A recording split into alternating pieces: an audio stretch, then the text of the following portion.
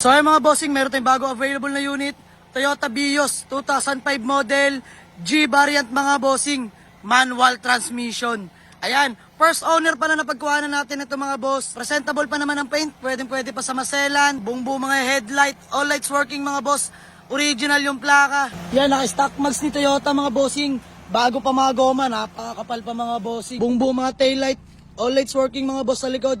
Kompleto plaka, naka-stock pipe mga bossing. Power lock na pala to mga bossing, may remote na yan. Yan, power window, power steering. Napakasariwa ng sidings mga bossing. All windows mga bossing, properly working yan. Bumababa lahat. Ayan yung mga upuan. Talaga naman, napakasariwa mga boss, walang kapunit-punit. Napakalinis. Ceiling, maayos na maayos pa mga bossing. Dashboard natin mga boss, buong buyan, walang putok. Stock steering wheel ni Toyota mga boss, grabe. Ang aircon nito mga bossing, sobrang lamig, laban na laban sa tanghaling tapat. All gauge working mga bossing. Naka-Pioneer head unit na rin to mga bossing. Manual transmission mga boss. Engine bay mga boss, BBTI, EFI engine, all power mga boss. Napakatipid po, 1.5. Sobrang tipid as in. Yan, napakalinis ng makina. Bago pa battery mga bossing. Yan, walang talsik, walang usok mga boss.